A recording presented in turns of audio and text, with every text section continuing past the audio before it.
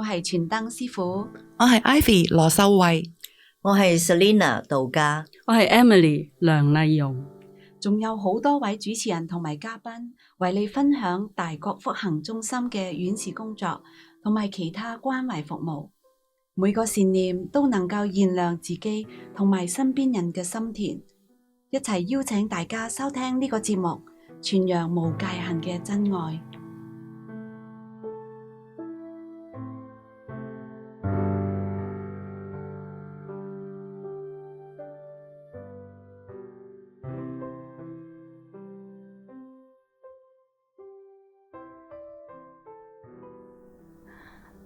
各位好啊！我係咧愛得出色呢個節目嘅其中一個主持人，我叫做梁佩霞。今日好高興咧，係請到大國福行中心兩位嘅義工，係同我哋分享一啲嘅義工嘅探訪嘅經驗啦，同埋一啲嘅人生嘅經歷。喺我身邊呢，就係有醫院探訪嘅義工，係麥淑嫻希素，同埋咧係喺老人院探訪嘅義工陳金嬋。兩位好，同大家打個招呼啊！大家好，你哋好啊！大家好，係實在兩位咧都係大國福行中嘅義工啦。咁我想請你哋咧都分享下係點解你有乜嘢渠道咧係接觸到係大國福行中心，同埋係點樣去參加咗呢個係義工服務嘅？希素你講先啦。好啊。咁其實我一個最大嘅影響就係喺2004年南亞海嘯。咁我係同老公一齊喺嗰度旅行嘅，咁你都知道嗰日係海嘯發生啦。咁我同我老公當日就係去見到海突然之間退咗好遠好遠，當時嘅情景就係兩架警船喺海嗰度，一隻已經翻沉咗啦。咁我同先生已經覺得哇，世色不妙啦，已經好危險啦，跟住就係即刻要逃生啊，要不停咁去跑嘅當中，其實你見到好多海水已經係變咗灰黑色，跑到最尾嗰度已經係冇得再跑嗰陣時候，好彩有個酒店有2層樓嘅高，咁一踏到落樓梯呢，已經係全部嘅地方已經係變成一個黑暗嘅海面。咁當時只係一定要求生，我點樣行下一步就係一定要當時去決定，冇得好驚。咁就係第二個決定就係層樓已經得返一隻腳，咁我哋成班生還者就係一齊又去跑另一段嘅山路。當中你係見到有好多建築物已經係爛晒啦，有好多人喺側邊已經係呼叫啊，救命啊！但你當時係冇可以做到任何嘢，你只係去跑啊，離開呢個危險嘅地方。咁所以當晚就諗，因為我哋已經係俾人哋去救翻，擺咗一笪地方嗰度。咁當晚就係諗，點解我可以生存到？我先生亦都係，但係我身邊嘅人已經係有好多唔喺度，譬如酒店嘅人啦，或者係見到好多傷亡嘅人。令我沉思翻，我哋究竟係人生係咩嚟？我呢一生人究竟係點樣過？有好多嘅問題去問咯。當晚就係不停去諗。係，咁係喺你嘅諗嘅反思嘅當中咧，你自己對你自己有咩嘅改變啊？同埋有咩對你嘅身邊嘅人咧係有咩影響啊？有㗎，因為我回憶翻，其實我人生之中最深沉嘅問題冇解決到，就係我嘅家庭問題同父母嘅關係。我只係逃避。原來時間人生係好短暫，或者下一秒鐘我已經唔喺度。我冇珍惜過我現有嘅時間，我仲估為可以幾廿年慢慢嚟啦，唔理。其實冇可能啊！當日海嘯就係卜醒咗我，就係我要知道我點樣去面對翻我呢個人生。我唔可以繼續去逃避。係咯，咁你嗰個係之後嗰個改變係行為上邊係有啲乜嘢嘅唔同咗啊？直至到之後幾年後，我去學上佛學班。原來我問嘅問題喺佛學當中可以解答到我。每個人嘅人生都有自己有用嘅地方，只不過我哋忽略咗。我要再去面對翻我嘅問題，就係要去改變自己，一步一步去睇翻自己有咩弱點。我要喺從頭再嚟過。同埋當時嗰啲泰國人幫助我哋嗰一剎那，呢種嘅感動係好深好深。佢哋家庭或者已經冇咗，家人亦都生死未卜。呢樣嘢係令到我覺得，原來喺你乜嘢都冇嗰陣時，每個人都係好有顆真正嘅善心，係我哋冇發覺得到，或者係藏咗喺入邊好深好深。實在咧，正話聽你講咧，係經歷過南亞海嘯啦，係一個生命個衝擊啦。加埋就話之後嗰個係佛學班啦，都對你有影響啦。咁兩樣加埋嘅時候咧，喺對你嗰個嘅行為上面，好似有啲改變咗嘅。有嚇，係點樣改變法啊？記得師傅同我講就係、你有可以生存，但係你有冇諗過你父母生你嗰陣時，俾個咁健康嘅身體，你點解你哋要去飲酒啦、食煙啦，去傷害自己？當時我就話係，我冇諗過喎。我一定要戒酒。咁另一樣呢，就係話，師傅話你咁愛惜你個身體，點解你去食動物嗰陣時冇諗過佢哋個痛苦啊？係，我冇諗過，實在太自私。我要戒食肉。咁返到屋企就同老公講戒酒、戒肉、上佛學班，仲要去做埋義工。咁你個改變對你先生嚟講係佢啲咩反應呢？一下子好難接受咯。佢話自此之後，我同你嘅生活方式已經唔同咗。點解你要去上佛學班啫？你點解你要去做義工啫？你咁極端嘅。跟住我同佢講，好，你唔相信我，我用我行動去表示呢種嘅改變，其實係我哋人生一種嘅反思。我唔想咁樣做蹉跎落去啦。後尾當然幾年後，先生見到我，老婆嘅脾氣好咗，同埋佢對佢人生有另一新嘅一頁，係原來係咁光明、咁開心啊！唔會做一個成日囉囉嗦嗦嘅老婆，因為我嘅心結解開咗，因為我屋企嘅問題亦都解開咗，我同我媽咪、爹哋嘅關係亦都好咗好多。我媽咪又一齊去學佛，佢嘅心結又解開咗。原來真係生命咧，你肯去面對啊，肯去從自己改變咧，原來生命真係好開心嘅一件事嚟嘅。有困難咪去解決咯，但係我哋唔肯去改啊，逃避咯，最容易啊嘛。係，咁我想問你啦，Hazel，喺呢個係你經歷咗呢個南亞海嘯咧，但係對你嚟講有冇留下一啲嘅後遺症咧？同埋點樣去面對去解決佢咧？有啊，海嘯之後3個月，我先生同我講去潛水咯。哇，潛水！但係我要去克服我自己對水嘅恐懼咯。每一次跳落去之前，我個心真係好重，會喊啦，會好多鬥爭啦。但我話唔得，我舊時我咁鍾意潛水，只係因為我回憶返當日海嘯對我嗰種悲哀，嗰種對生命嗰種恐懼啊，即係死亡嗰種恐懼，我唔可以咁樣啊！我要去超越呢樣嘢，就不停去跳落去，不停跳落去。每一次潛水都係一種對自己嘅了解更加深一層。我唔可以俾嗰個驚恐嘅情緒影響我一生啊！實在呢好大嘅改變喎，係咪？整個好似係365度嘅轉變啊，對你人生嚟講。係啊，喺呢個轉變嘅當中咧，你點帶着你呢一個嘅轉變咧，係投入呢個醫院服務咧？因為海嘯當中，其實令我反思翻，其實生命嘅長短，你真係唔可以估計得到。同埋會更加珍惜每一件事同每一個人對我嗰種關懷。我好希望我可以喺醫院嘅途中，我只係簡單去聆聽院友講述佢嘅故事，只係好簡單咋，已經係可以令到個院友同自己有種係無形嗰種溝通。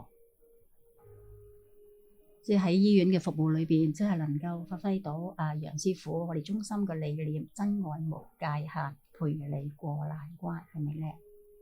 難關，我諗我未必可以陪到個院友，但係我可以喺嗰10零分鐘，大家表現最真誠嗰一份心，嗰份心係好緊要，好難得嚇。咁實在Hazel，我想問翻你咧，你係南亞嘅海嘯，再加埋喺醫院嘅服務嗰個嘅心態，有冇影響到你屋企嘅人啊？你原生家庭嘅成員有冇受你影響啊？點樣影響法啊？影響就係因為我慢慢去改變翻我自己嗰個弱點，一步一步咁去行。咁我身邊嘅人，我媽咪啦，我老公啦，咁就覺得好奇怪，點解女而家好似越嚟越有耐性咁嘅，同埋冇咁執着啦，個人開心咗好多啦。咁所以我媽咪一齊去學佛啦，我先生又一齊同我去打坐啦，去參加禪修營啦。咁所以其實係一段幾年嘅時間，唔短噶，只係一步一步咁樣行出去。你唔好放棄，你知道你呢條路係正確嘅，只不過暫時先生或者屋企人未感受得到，因為佢哋都要需時間去接受你嘅改變啊嘛。咁你用行動去證實俾佢哋知道，就係咁簡單咯。個個心其實個個都係喺埋一齊，只不過我哋冇去表達俾佢哋睇，或者係正確嘅方式去表達俾佢哋睇，即係用一個情緒，負面嘅情緒話俾佢聽，我唔中意，我唔中意。其實唔中意背後有好多嘅原因啊，就係我哋真係冇去深深地去望翻自己，不停去逃避係冇用啊！你活喺一個黑暗嘅世界裏，唔肯去承認，人生就咁一下子就冇噶啦。所以喺呢個轉變嘅當中，你都影響咗你嘅家人唔少喎，係咪？互相影響，佢哋都有幫助我嘅，非常之好啊！咁想問翻你咧，喺你做咗醫院探訪幾耐啊？6年啦，喺6年裏邊嘅探訪當中，都見咗唔少一啲嘅係病苦啊，甚至係死亡喎。當你面對呢啲嘅時候，你用咩方法去化解你裏邊一啲嘅對於係一啲病苦啊或者死亡嘅內心嘅不安呢？每一個人唔可以逃避生老病死。我哋知道死亡係一瞬間，咁我會喺依樣嘅過程當中去了解。如果我有情緒嘅起伏，我自己係有打坐嘅習慣啦。你會了解到自己個情緒起伏係只係暫時嘅啫。你一定要去堅持，去專注你嘅呼吸，你個情緒慢慢會平復下來，你諗嘅嘢會更加清晰咯。但我哋一定係要好好去準備我哋一生之中會突然之間嘅改變。改變唔係一個問題，係我哋個心態點樣去面對，點樣去處理。實在你都有喺醫院探訪嘅當中咧，你有好多嘅得着咯。咁實在想問埋咧，就話喺呢一個喺你參加咗義工探訪之後咧，你點同你嗰個係日常嘅生活啊、家庭啊、事業啊，係可以攞到平衡咧？咁當然梗係有一個嘅竅門啦。因為我同我先生講，因為我陪佢嘅時間少咗，但係我成日都會同佢講，做醫院服務或者家庭嘅生活同埋家庭生活係好重要。每一樣嘢我冇忽略過任何一件事，只不過暫時我先生而家好好啦，佢可以接受得到。咁每一件事係無分彼此嘅。適當嘅時候做適當嘅事件，但係家庭嚟講係我一個好大嘅支柱。係，實在係能夠將3方面都係平衡到嘅時候，嗰個係投入義工服務嘅時候咧，仲更加係有呢個成效咯。好，Hazel啊，多謝你喎。多謝大家。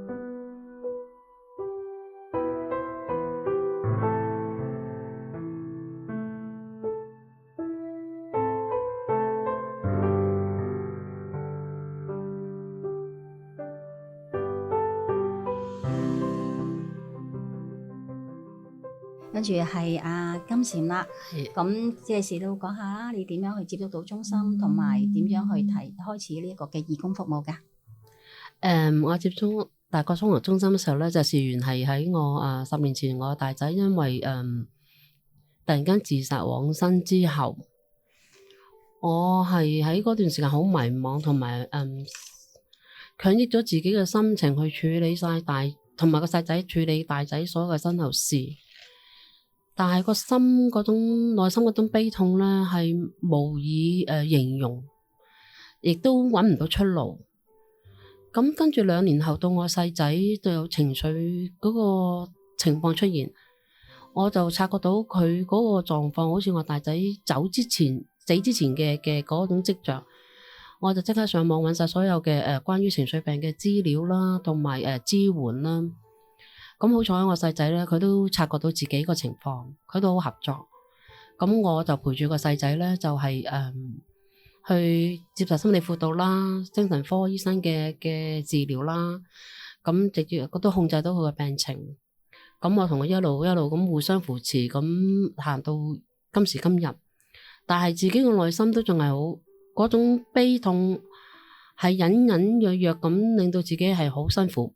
我要揾出路，咁我就喺個機緣之下，我遇到睇到一本雜誌，見到大國福榮中心嗰陣，就去咗聽講座，聽顯揚師傅嘅講座，由嗰度跟住又參加大國福榮中心嘅生命教育營3天5天。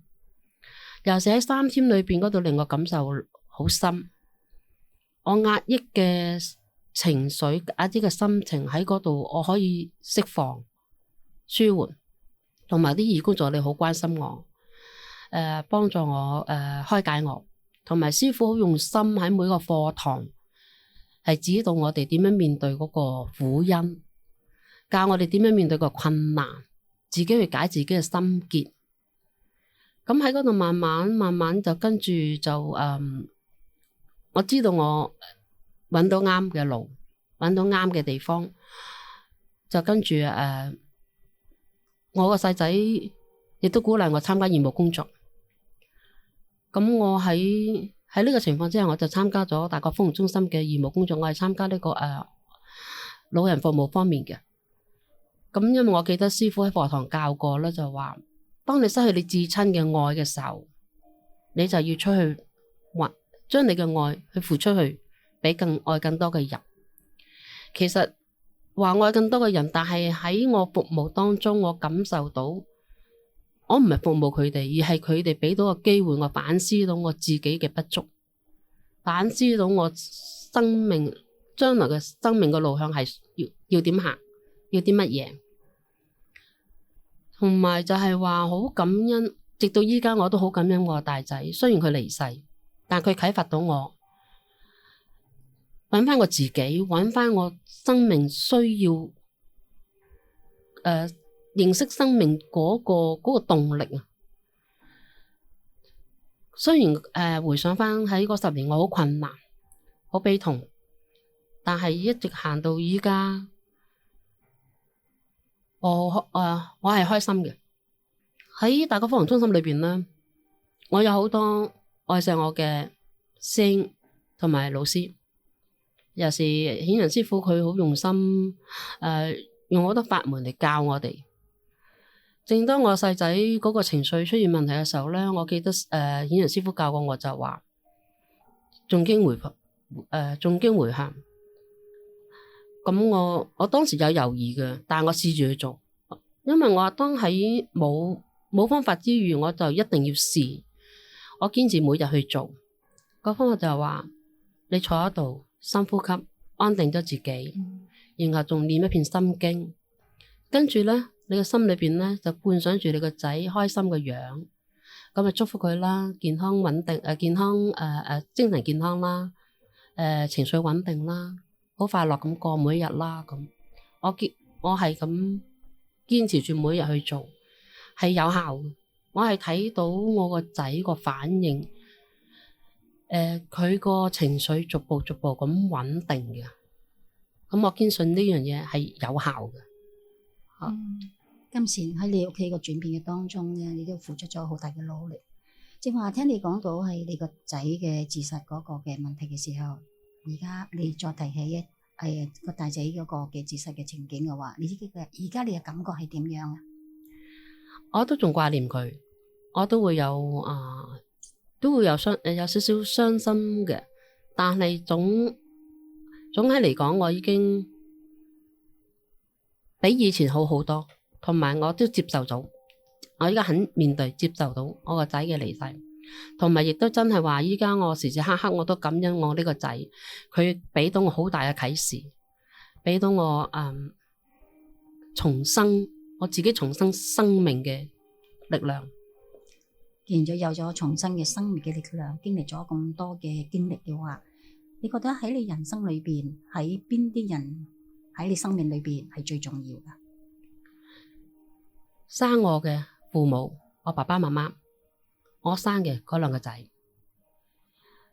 大仔佢自殺離世咗，咁二仔我依家個細仔咧，我就同佢一齊同行，患難扶持咁同行，一直喺谷底行翻出嚟。咁喺呢幾年，我同我仔係成為咗朋友嗰種模式啊，係乜嘢話題都可以傾嘅，心底話可以乜嘢都講嘅，係咁咯。係咁，你父母咧係點樣重要法咧？因為我爸爸係佢賜我生命，係我先至有今日，先至有今日嘅我陳金漸。我媽媽佢後生時佢捱得好辛苦，亦都撫養到我今時今日嘅我。係我爸爸就其實我對佢有啲歉疚，因為我爸爸喺我大仔自殺之後嘅第3日離世，我係因為習俗問題我送唔到佢，我有歉疚嘅。係咁而媽媽就好多時因為舊式嘅家庭關係啦，好多怨恨。咁我一直都有同佢傾，有同佢講，有同佢開解，但係始終都幫唔到佢，因為佢嗰個怨恨太深。但係不過最近好開心，就係話我媽媽終於揾到佢自己嘅信仰，喺佢信仰之中咧，佢揾到自己嘅生活方式。咁而且都我都好鼓勵佢，我話你揾到你嘅信仰嘅時候，你就跟住你嘅信仰去生活，佢係好開心嘅。實在金善你都好大嘅轉變啦，嗬。係啊。吓咁喺未來咧，你點樣走你嘅人生路啊？未來嘅人生路咧，其實我一個好充實嘅，因為我停咗，我冇做嘢幾十年啦，依家翻出嚟做嘢咧，咁喺呢個過程之中咧，我發覺原來我都仲有用嘅，咁即係唔會話係一無所即係無所事事咁啦。咁再加上喺義務工作嗰方面咧，咁我係好得着嘅，我係睇到唔同層面嘅，尤其是啲長者咧，佢哋個情況，我哋分享嘅時候咧，會知道點點滴滴嗰啲長者佢哋以前點樣生活噶。雖然話我嘅探訪係得嗰10零分鐘嘅時間，但係我知道喺嗰10零分鐘，我同佢嘅交往或者係對答咧，係互相互動之下咧，係大家開心嘅。咁我覺得都可以喺俾多片刻嘅歡愉俾對方咯。咁我自己都開心，佢又開心咯。咁喺你嘅義工服務裏邊，同埋你嘅家庭啊，同埋工作上邊咧，你點攞到個平衡咧？好慚愧，我呢樣嘢都仲要學習，但我盡量攞個平衡。我要工作方面我要兼顧自己嘅嗰個能力啦。咁依家我可以做到。至於話係喺義務工作咧，我會真係話暫時要適應翻，就翻屋要俾翻屋企一個適應期。係咁所以嗰個時間方面，我要自己要慢慢去揣摩學習。係，都好多謝你啊，金善，實在你都好叻噶啦，由咁苦痛嘅當中都能夠係走翻出嚟，恭喜你嘅。多謝老師。係咁，實在喺同你兩位義工嘅傾談嘅當中啦，都俾我哋好多嘅啟示啦。人生裏邊啊，真係經歷好多嘅事，如果能有一個敏銳嘅覺察嘅話，每一件事發生你身上都係一個學習點咯。咁我哋今日就傾到呢度先啦，下次我哋會再繼續嘅。好，唔該晒大家。好，拜拜。多謝，多謝老師。